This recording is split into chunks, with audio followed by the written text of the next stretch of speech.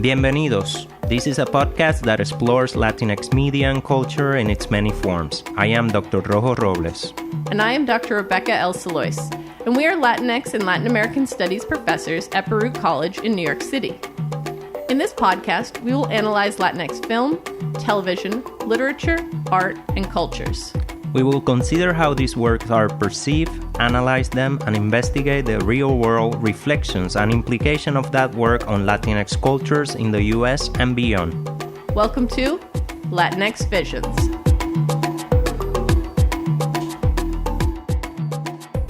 Bienvenidos, bienvenidas, bienvenides. Welcome back, everyone. We've got a new episode for you today, and in this episode, we're going to be discussing the theater works of Dolores Prida. So, who is Dolores Prida? Dolores Prida was born in 1943 in Cuba and died in 2013 in Nueva York. She was a playwright, journalist, critic, screenwriter, poet, translator, director, administrator, and editor. Yeah, that's a lot of hats. She was best known for her plays, in which she addresses questions of identity, the desire for a better life, a nostalgia for the past, problems with and among social classes, generational differences, and the bilingual and bicultural nature of the U.S. Latinx experience. Prida's plays are recognizable for their portrayals of the bilingual and multicultural experiences of Latinx women. She integrates a range of themes and dramatic forms with popular culture, feminism, satire, and class consciousness to examine Latinx immigrant experiences and problems of identity. Her use of humor, music, and fast-moving scenes provides audiences with entertaining ways of considering the serious problems faced in the Latinx community, particularly those, of course, of Latinx women. According to Supreme Court Justice Sonia Sotomayor, who was a friend of Prida's, Dolores was a visionary. As a writer, she inspired us to think deeply about our culture. The collection Beautiful Señoritas and Other Plays, published in 1991, contains the plays Beautiful Señoritas, Coser y Cantar, Savings, Pantallas, and Botánica. Today we're going to be discussing two plays from this collection, Coser y Cantar and Botánica. As Latin American theater scholar and editor of Prida's collection, Judith A. Weiss, explains, the plays included in this collection mark an evolution from a broad treatment of a variety of problems pertaining to Latino women toward a more individualized focus for some of those same concerns. Over the 12-year period that represented by these five works, 1978 to 1990, the author has not found any easy solution, but she has not tired either of airing the problems with humor, a dash of cliché, and unfailing compassion. Latinx theater in New York and the U.S. as a whole is a complex and diverse field encompassing various styles, themes, and cultural influences. However, certain key principles are often associated with the works of teatreros and teatreres in New York. Here are 5 tenets Prida shares with other Latinx playwrights. The first one, cultural identity.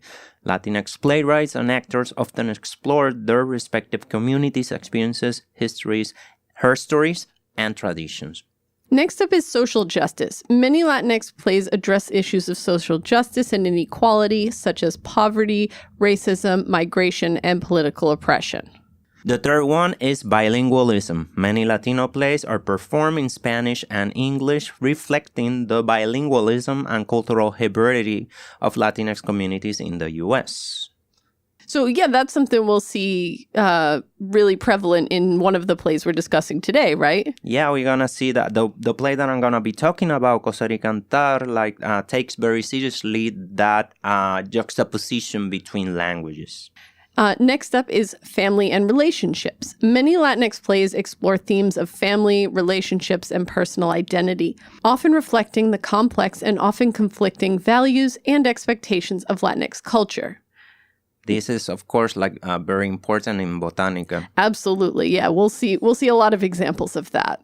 Yeah. The final point we want to raise today is history and memory. Latinx theater often engages with history and memory using theater and performance to remember and honor the struggles and achievements in their Caribbean and Latin American homelands and the contributions of Latinx communities in the U.S.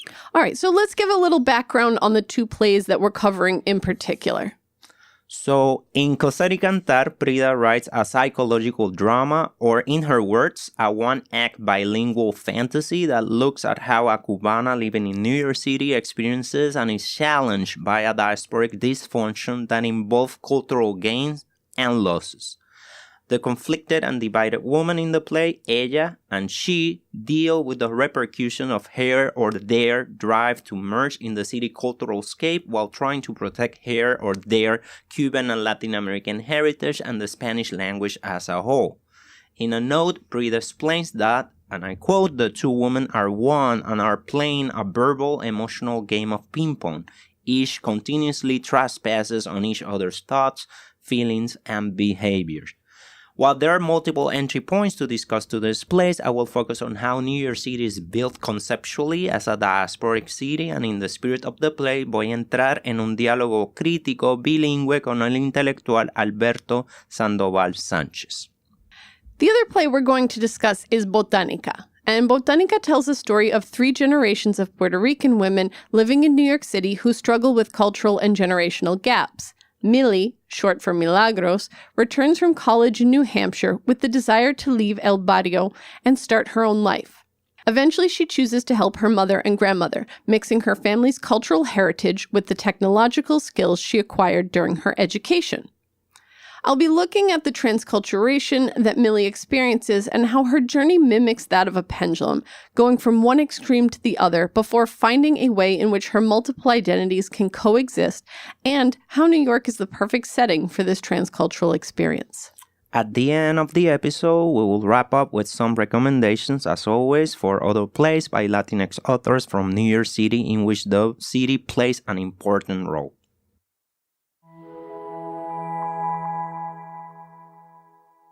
So today I want to start talking about New York City as an interior scape in Coser y Cantar. Coser y Cantar presents New York City as a complex and multifaceted place that is both a source of opportunity and struggles for Cuban immigrants and Latinx women at large. The city is represented more as a state of mind than a physical location. The dual character, she, ella, never leaves her apartment. In part, this is because she is hesitant about what her purpose in the city is. She says, yes, one day soon I have to get my caca together and get out there and do something, definitely, seriously. She asks herself what she can do about the social-political problems she encounters and how she fits within the urban fabric as a Latina. The character has moved several times without finding a place where she doesn't feel lost. And I'm going to quote the play again. Sometimes the place I go to was the wrong place, to be sure. All I have to do was choose another place and go to it. Da gusto llegar al lugar que se va sin perder el camino. I just love the bilingualism already from the one character, right? It's 2 characters who are one character, but they both engage in this bilingual conversation. Yeah, and each language is also like represented different facets of her personality. Yes. Yeah. El crítico y profesor puertorriqueño Alberto Sandoval Sánchez hace un análisis pertinente de la dinámica psicológica que organiza la obra de Prida. Él dice, la relación entre ella y she en este momento es una separación y una división del ser, una ruptura dramática y un deseo de asumir una toma de posición que concretice la doble naturaleza de la coherencia psíquica de ella. La psiquis de ella se ve dividida entre el ego y el alter ego en 2 órdenes simbólicos culturales y en 2 planos imaginarios, la mitad latina y la mitad anglosajona. Queda claro que esa dualidad plural no es una búsqueda de una separación total. Por un lado, es una búsqueda por establecer un puente que entrecruce e intersecte fronteras culturales con la intención de reinstalar un sujeto bicultural que produzca una posible resolución o reconciliación parcial entre las dos. I would like to add to that analysis that New York City frames the conversation she maintains with herself throughout the play. The city works more as a sociocultural ghost that the character, or characters, if we want, respond to and is afraid of. In particular, she's terrified by muggers and the levels of crimes in the streets. One of Prida's stage instructions, for instance, reads, "Loud gunshots are heard outside, then police sirens, loud noises, screams, screeches. Both women get very nervous and upset. They run to the window and back, not knowing what to do." It is crucial to historically contextualize this text from 1981. Yeah, I think that's absolutely important here, right? Because an audience from today might have a different perspective on this scenario. Although at the same time, and I'm going to be talking about discourses about crime, those discourses in many ways have to return to the city. Mm-hmm. Yeah? So they're very relevant to how people are talking about crime and specifically the current administration. Yeah. During the 1980s, New York City was characterized by significant socioeconomic and urban decay. The city experienced increased crime, poverty, and unemployment rates, increasing social unrest and political tensions. Urban decay was also evident in the city infrastructure, with many buildings, roads, and public spaces falling into disrepair. The deterioration of these neighborhoods led to the displacement of many residents and the loss of businesses and cultural institutions.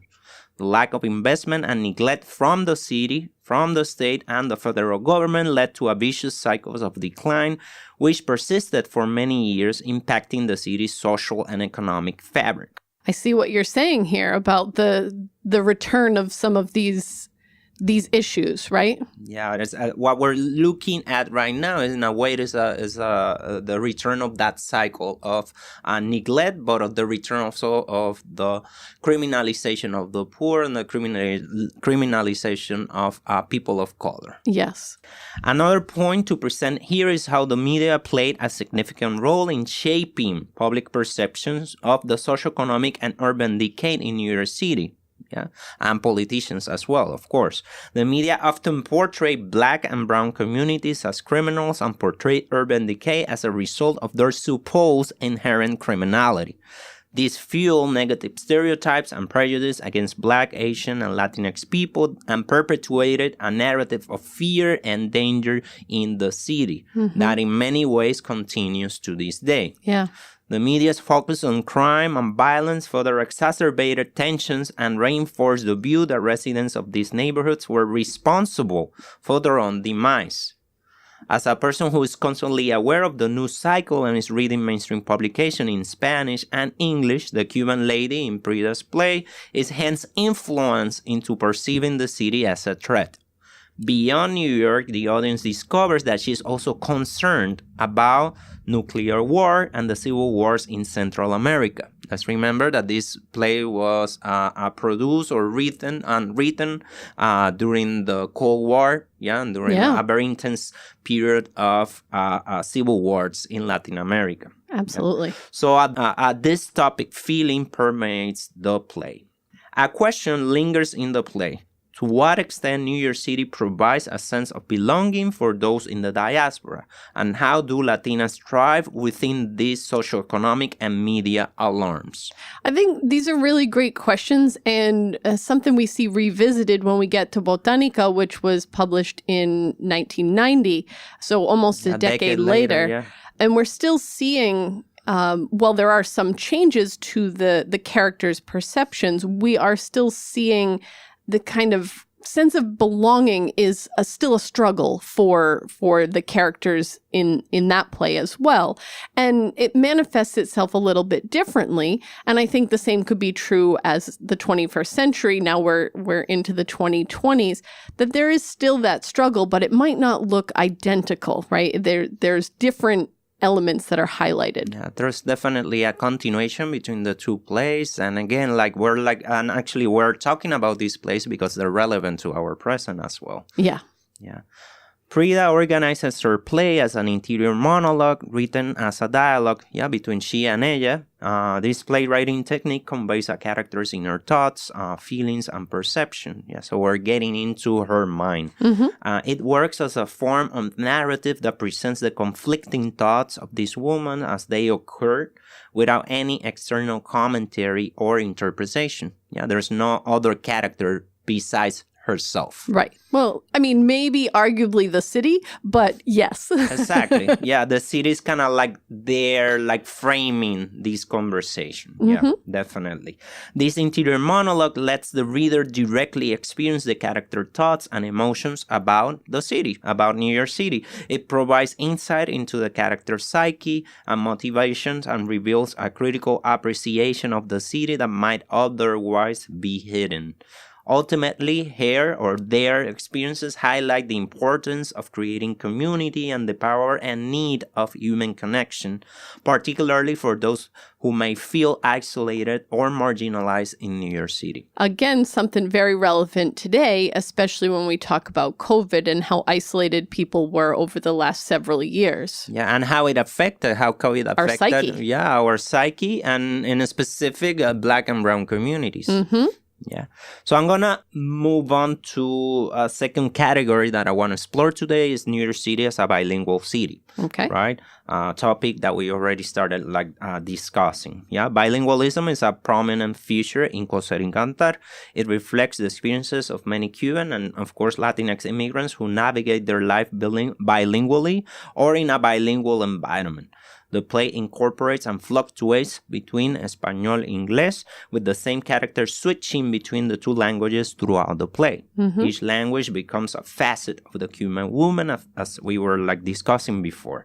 English is perceived as an easy entry point to a consumerist society and a globalized culture. English also stands for a sense of self-actualization, being in the world in the present. Right? Bilingualism is also used as a tool of resistance and empowerment in the play. The character of ella, for example, uses her bilingualism to challenge the dominant culture's assumptions about Latinx immigrants. She contests or argues that you don't need to abandon your language and ancestral culture, in her case, the Cuban culture, while in the city. To keep speaking Spanish is a form of asserting a cultural background that mainstream culture, wants to keep pacified at best or fully erased at worst. And interestingly, this was not a mainstream mentality. I think there was still in the early 80s this idea of I need to acculturate to the language and almost lose that previous identity, and Prida's pushing back against that. This is a discussion that I constantly have with my students, and many students feel that is still the case. That there's that English is the lingua franca, and the only way to really start to feel that you belong into the U.S. is by rejecting Spanish or rejecting your culture, your cultural background. Traigo de nuevo a colación el análisis de Alberto Sandoval Sánchez. She impone a ella su realidad, su lenguaje, su orden de las cosas al modo angloamericano. She no está dispuesta a entender el problemático diario vivir de ella en Estados Unidos, ni su historia cultural, ni las ausencias de ellas condensadas en su lenguaje, en sus objetos y en sus memorias traídas de un país de origen. Consecuentemente, en ambos componentes culturales, en el yo de ella, en vez de lograrse una comunicación, y podemos asumir que para ella comunicarse implica la total asimilación, se producen modos de resistencia y de lucha política que le hacen fluctuar entre la fijación y el desplazamiento, la centralización y la marginalidad, la aceptación y el rechazo, la reaparición y la desaparición, la lejanía y la contigüidad. Expanding on what Sandoval Sánchez presents, bilingualism in the play reflects a Cuban immigrant's mental process and overall psyche, constantly switching between languages and cultural contexts. The play highlights the challenges and complexities of living in a bilingual environment where language can be both a source of pride and a barrier to communication and economic mobility. It could be said that Prida stages the linguistic process of translanguaging. Translanguaging in literature, or in this case theater, can take various forms, such as using different languages in dialogue, incorporating code switching, or borrowing words from different languages to enrich the narratives.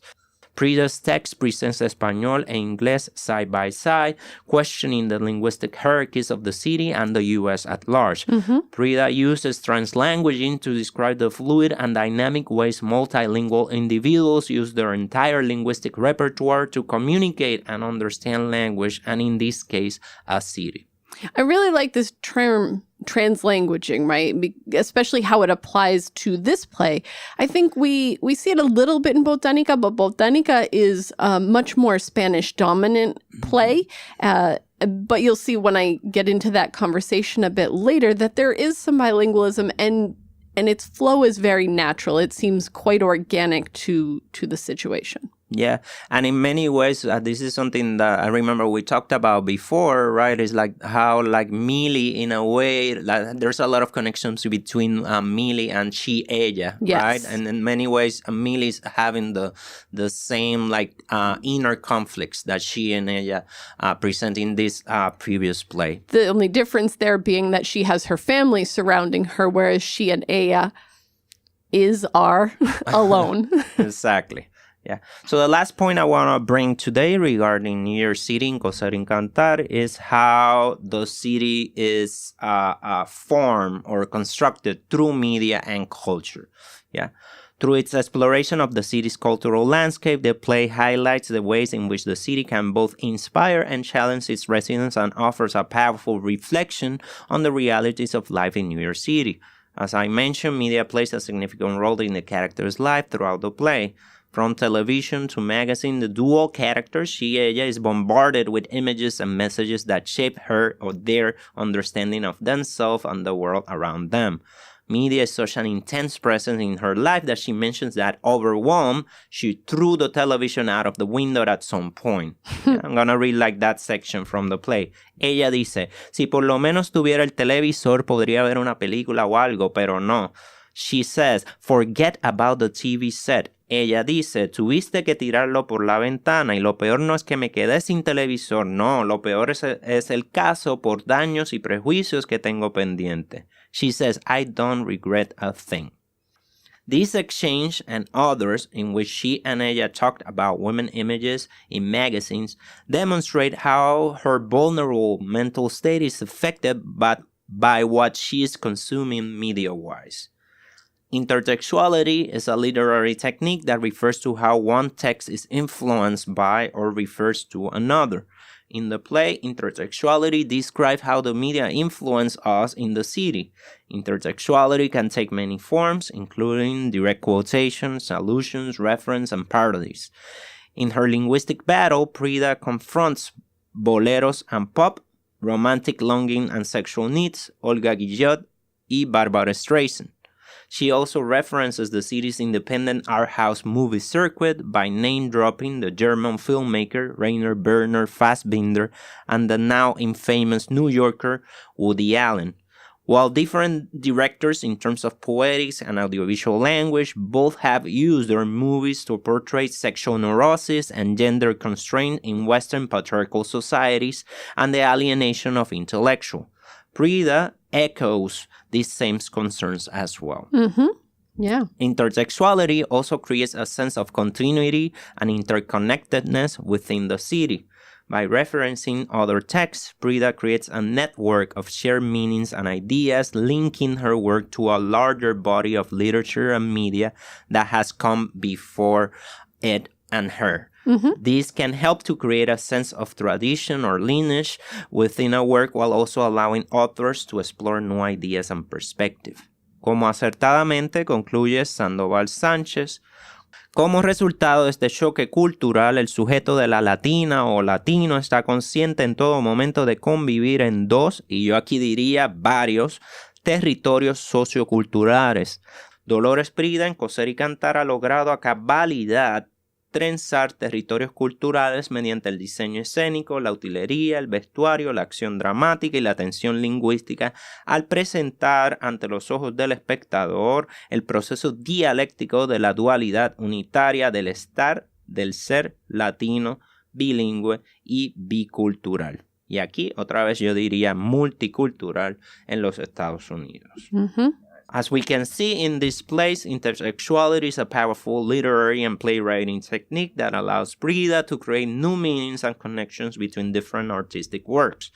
This technique often adds depth and complexity to a text by connecting it to other works and highlighting its place in a larger, borderless, multicultural tradition. Yeah, this is something that's not unique to Coser y Cantar, even among Prida's works, right? We see this also in her play Beautiful Señoritas, which is the title play of the collection we're going from here. In that play, you see the use of music and songs of different genres from different backgrounds. You see television programs and advertisements and the influence that those hold over the characters in the play. And there's even a beauty pageant that comes into the conversation as yet another form of performance within the performance. So it's something she played with quite a bit. Y la imagen de la mujer en el media. Mm-hmm, Sí. Exacto. Overall, the presence of media in Coser y Cantar highlights the complex role that media plays in the lives of Latinx women in the United States. While media can provide a source of empowerment and connection, it can also perpetuate harmful stereotypes and limit the opportunities available to women.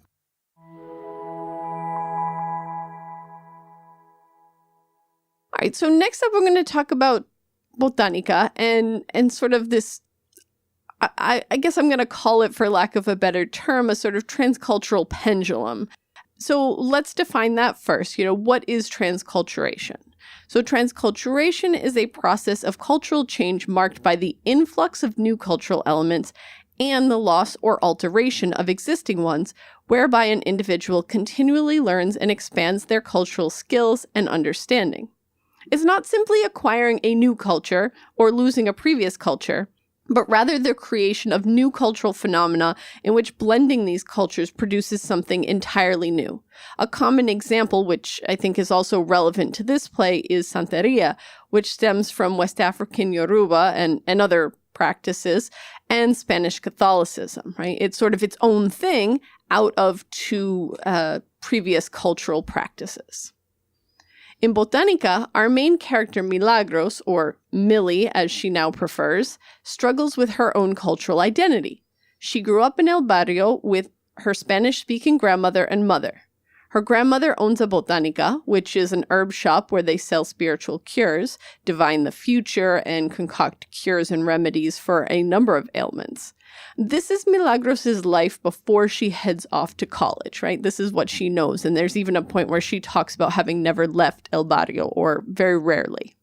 The play takes place in this Botánica immediately following Millie's graduation from what we can assume is Dartmouth College.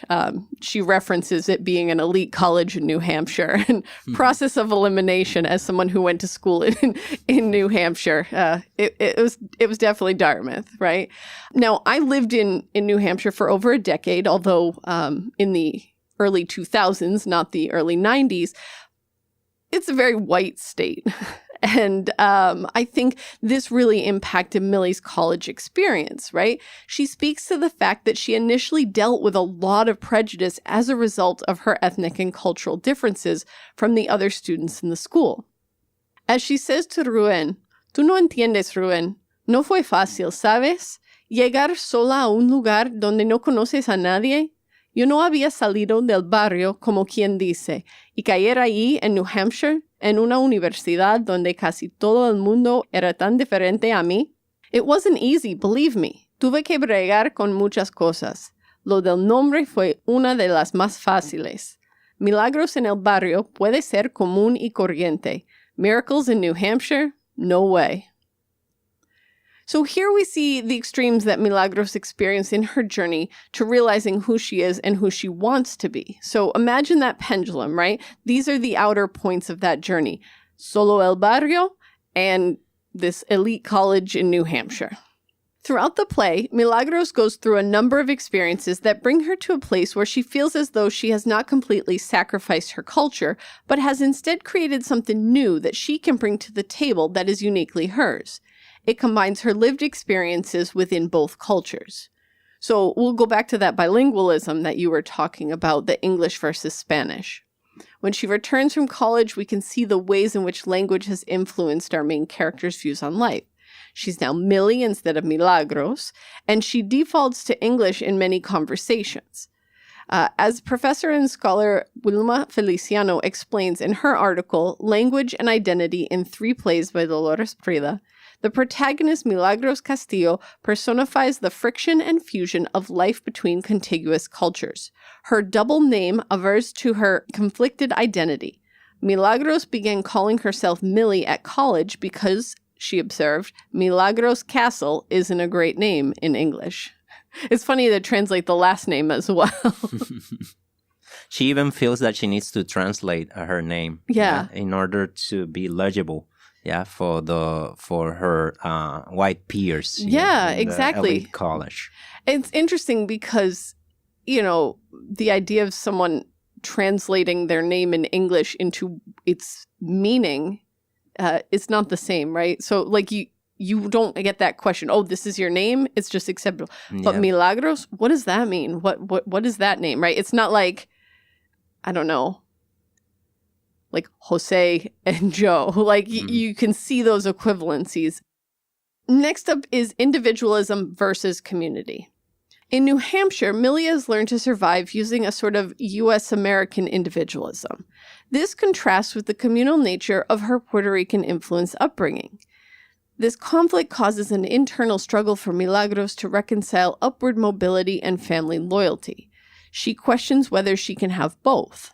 And also like community loyalty. Yeah, we see like in the play like how like although the family is kind of like the unit of that community or the core of that community, there's also other members that are really involved, right, in the construction of a common like social frame for them. Yeah, and the Botánica is a perfect location for that because you have members of that community coming and going from the location as well. And who are interested in the preservation of the Botánica. And finally, I have capitalism versus spiritualism.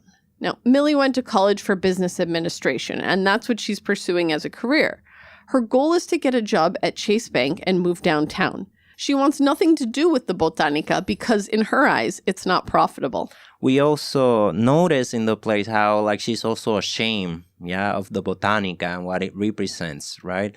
There's like at the beginning we see that she's like ashamed of her Puerto Rican culture, and she even like decides not to invite her abuela and mama to the graduation because they're gonna bring pasteles and comida puertorriqueña, and she prefers not to deal with that. And the Botánica, when she comes back, the Botánica in many ways represents something similar, like a place and cultural practices that she's ashamed of. Yes, which is something she didn't experience prior to leaving. Milagros cringes at the approach her grandmother Heno takes with her customers, right? Allowing them to run a tab and pay later. And she bristles with annoyance when her grandmother uses myth and magic to help cure people's ailments, right? She's become very, separated from that community. She struggles to reconcile the modern business practices she's learned in school with the ancient beliefs of her grandmother's medicinal herb shop. But my question is, why does it have to be versus, right? All of those parallels I presented were in a versus. And Prida is posing that question as well as a playwright, and as a creator of this particular universe. Like that is why do we have to think? Why do they have to be separated? Why they have to be exclusionary? Yes. So, is Millie unable to find a way in which her two worlds can come together? Can she not create a transcultural identity that will serve her better than either of these two separate identities seem to be serving her at that moment? Millie, as we meet her in the beginning of the play, seems determined to assimilate into an individualistic and capitalist-driven society. But after her grandmother falls ill, we see a shift. This shift suggests an ability to resolve the conflict she experienced between the two cultures. As Feliciano goes on to suggest, the play attempts to reconcile two languages, two cultures, and two visions of the world into a cohesive whole. And I think that reconciliation is I think it seems that Milagros needs to feel whole again, right? She needs this reconciliation to feel whole again. This cohesion that Feliciano talks about, it will be worth it to also mention that it's a cohesion that also accepts difference, right? That they don't need to be the same and they don't need to necessarily match. Yes. Yeah. But the Milagros can be part of both cultural dynamics. Yeah. The symbolism for this resolution of identities can be seen in the merging of past and present, right? At one point, we have Millie rearranging the Botánica. The scene depicts a mixture of song and incantation with a sort of computer speak, if you will, right? It shows Millie combining her two worlds by applying modern business practices to the management of the medicinal herb shop. It shows that these two things can, in fact, coexist. And at the end of the play, we see Millie typing her grandmother's herbal remedies into the computer. This symbolizes the mutually beneficial relationship between these old beliefs and traditions and the new methods and technologies. We see Milagros being open to preserving the Botánica and also Jeno being open to the new technology. There's also a great line about buffaloes in here, but I'll come back to that in a moment. By the conclusion of the play, we see both Millie and Jeno as more complex and complete characters. And in terms of Millie's transcultural journey, we see that she has achieved, as Feliciano suggests, a balanced perspective that encompasses both polarities. One thing also that I found really interesting and appealing from this place is the idea of creating an archive that allows for cultural preservation. Yeah, so the idea of although technology, at the beginning seems to be like a threat for the older generation, at the end they notice, that is actually the tool that is allowing them to preserve their culture, to preserve their ways of understanding the world. I love that you bring that up because that's going to tie into our 4th episode of this season. We will be revisiting the concept of archives at that point. And now, as I mentioned, I would come back to this idea of the buffalo. So let's take a minute to do that before I wrap up. Where do the buffaloes come into the story and what do they mean? So we first hear about the buffaloes from a character named Pepe el Indio. Pepe is identified as a, quote, homeless alcoholic and philosopher who wanders the neighborhood, end quote. Early on in the play, he tells another character, Ruben, not to let them kill your buffaloes. It doesn't specify who them is, but, in this moment, it's unclear if Ruben is simply placating him or if he understands what Pepe is getting at when he replies, "Don't worry, Chief, I'm keeping an eye on them." So, what exactly does this mean? I did a little bit of research into this topic, and according to the Intertribal Buffalo Council, Native American tribal histories, cultures, traditions, and spiritual lives all connected deeply to the buffalo in a reciprocal relationship. Before the arrival of the Europeans in North America, there were an estimated 30,000 to 60,000 buffalo in what would become the United States. And by 1900, the population had dropped to only the hundreds. So why does this matter and how does it connect with the play? The dramatic decrease in the buffalo population was due in large part to the U.S. destroying the buffalo population to subjugate the people. The loss of the buffalo led to the loss of many indigenous practices, negatively affected the diet of the native people, and impacted the values, beliefs, and practices that they had long held.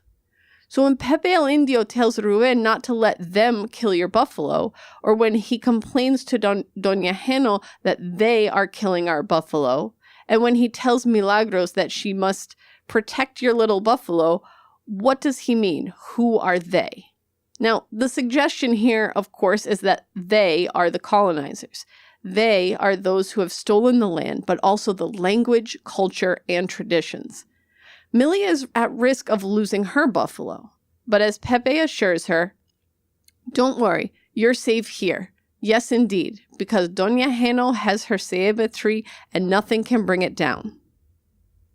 He may have lost all of his buffalo, but he's telling Millie not to give up or not to give in so that she can save her own buffalo. Millie doesn't really understand what's happening during this interaction, but by the end of the play, a realization has dawned on her.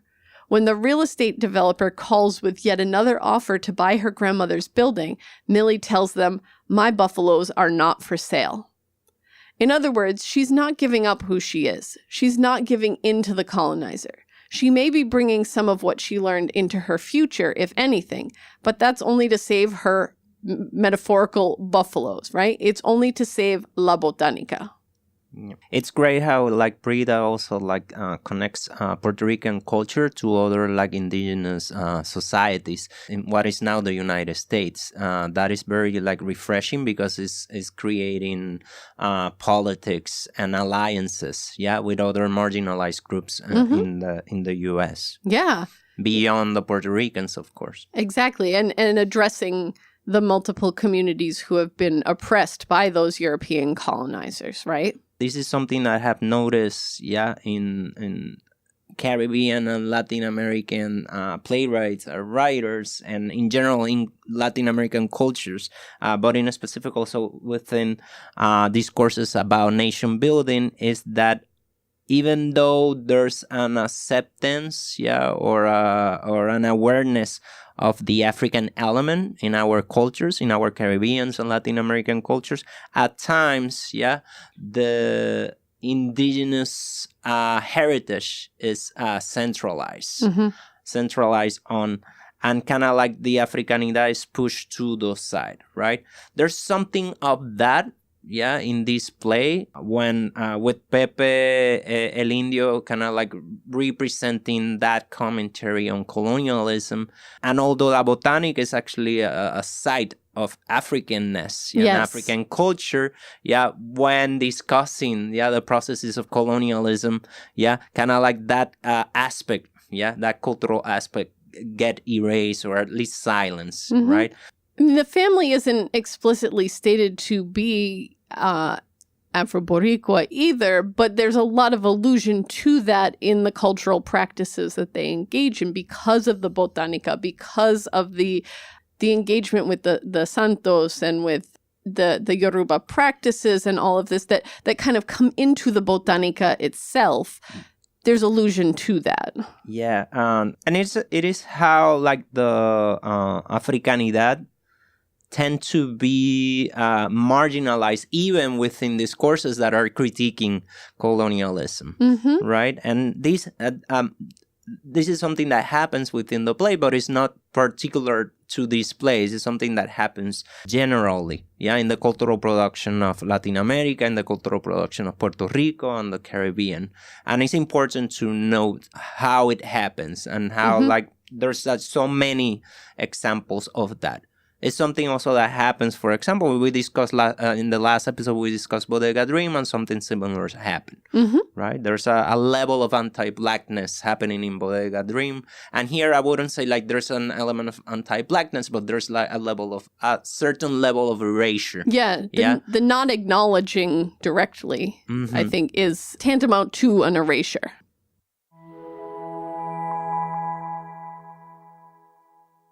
All right, so let's bring it all back to the city, right? Because that's the theme of the season. Let's Latinx talk New about York that. City. Yeah.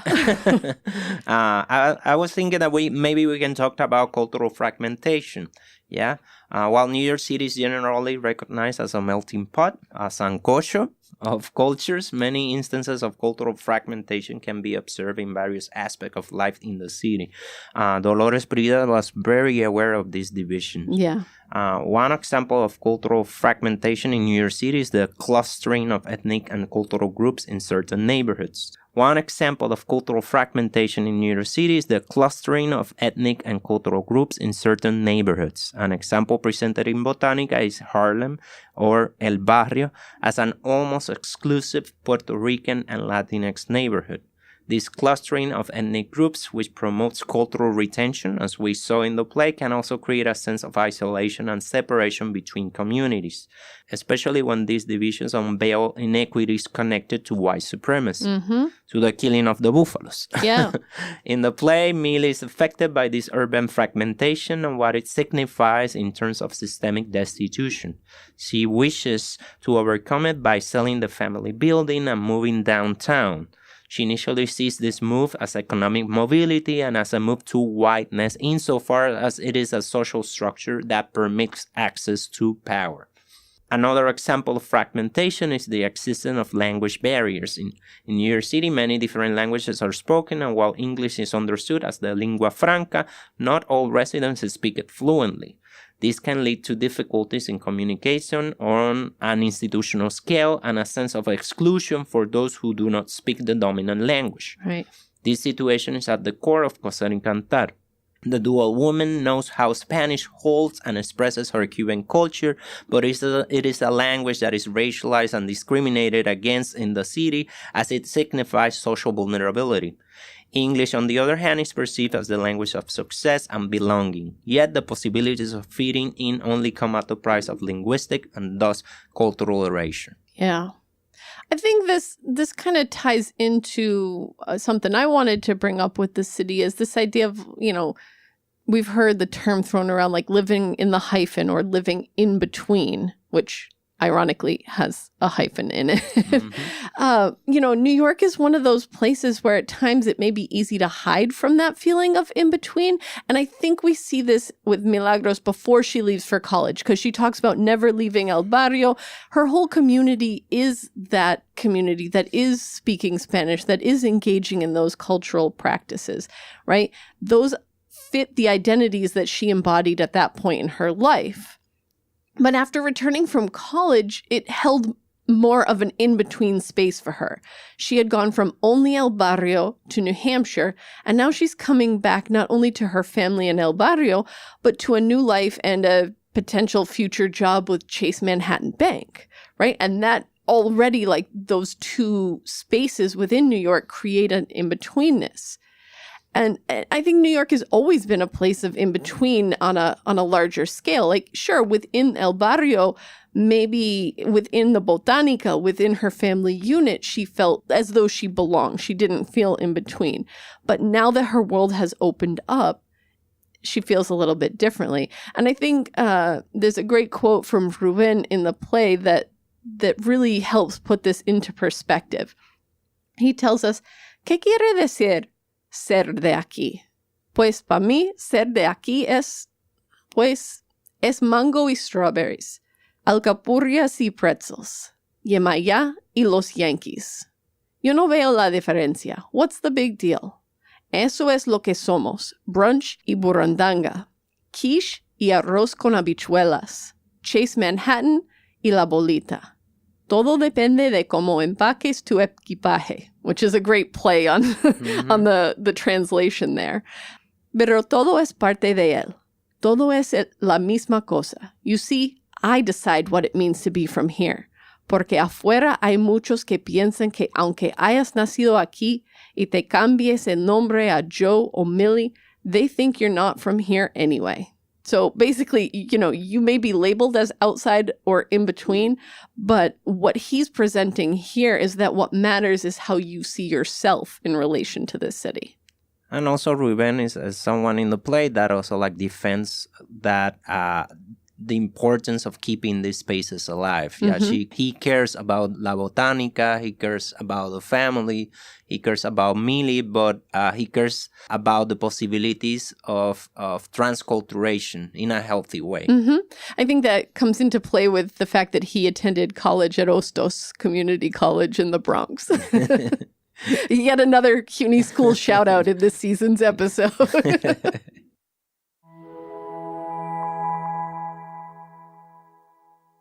All right, so let's give those recommendations that we promised. Yeah, so today I will recommend the play The Masses Are Asses by New Yorker poet, performer, and playwright Pedro Pietri.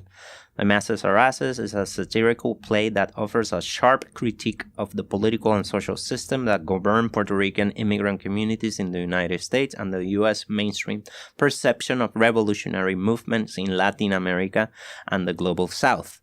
The play is set in New York City, in the Bronx, but like in Coser y Cantar, the city is more of a state of mind. Mm-hmm. In this case, it focuses on the enclosed life of a couple who never left their micro apartment and is struggling to survive in the 1970s South Bronx within a hostile environment.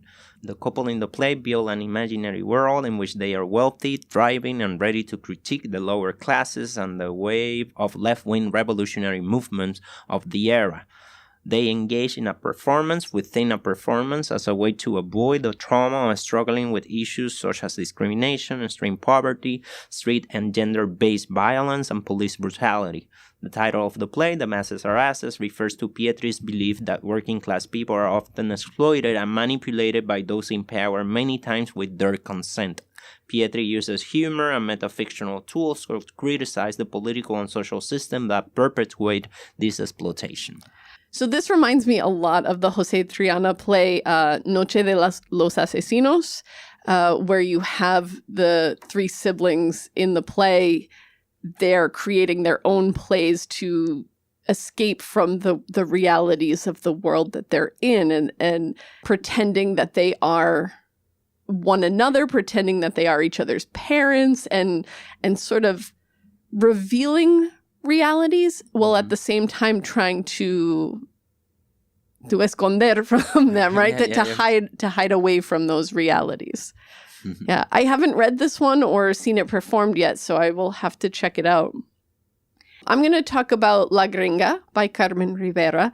And actually, most of La Gringa takes place in Puerto Rico, but it is a play about a young woman from New York who's searching for her identity by visiting her family in Puerto Rico during the holidays. We have the character Maria Elena Garcia, who arrives on the island with plans to connect with her homeland. It's her first trip to the island, but she has an intense love for it, and she even majored in Puerto Rican studies. Which, of course, her family in Puerto Rico is just like, what? Once she gets to Puerto Rico, she realizes that not everyone there welcomes her with open arms. Many people consider her nothing more than, U.S. North American, una gringa. And she contrasts this with her experiences in New York and how there she's considered Puerto Rican and comes to the conclusion that she's nobody anywhere. So while the play isn't set in New York is still very much a character in this play. So right? like the New York as a state of mind. Too. Yes, exactly. Coming back to that. State of mind, of course. Yeah. Well, there's one person who does welcome her and supports her during her time on the island, and that is her uncle Manolo. Manolo teaches her that identity isn't based on superficial and external definitions, but rather is something that she has had all along inside herself. Another reason I wanted to recommend this play in particular, it's an Obie Award-winning play, but it is also the longest-running Spanish language off-Broadway show, and it's been performed at Repertorio Español for the last 27 plus years. So it's still casi 3 décadas. Yeah, it's still happening. They usually do like midday performances for it. It's like 11 o'clock during the week, but you can still go see it. And Repertorio is fantastic because they have the subtitle things on the seat. So whether you are going to see a Spanish language play or an English language play or a bilingual, as we talk, that happens through our Latinx theater. Exactly. Yeah. You can go there and you put the subtitles on your seat and you can actually read the translations. Yeah. So. Talking about Puerto Rican studies, a quick shout out to Juan Flores and his book, The Diaspora Strike Back, that precisely talks about what happens, with the diaspora goes back to the homeland and has created a scholarship on that. Yeah, it says, I majored in Puerto Rican studies.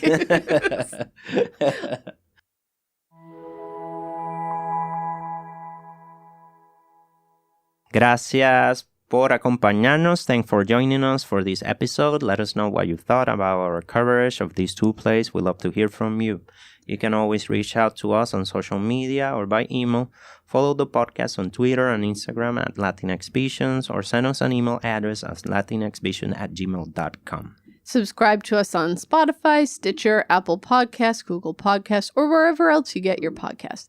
Share us with your friends and family. Subscribe and leave reviews on both Apple and Spotify. Ok, estamos a la escucha. Dale. Until next time.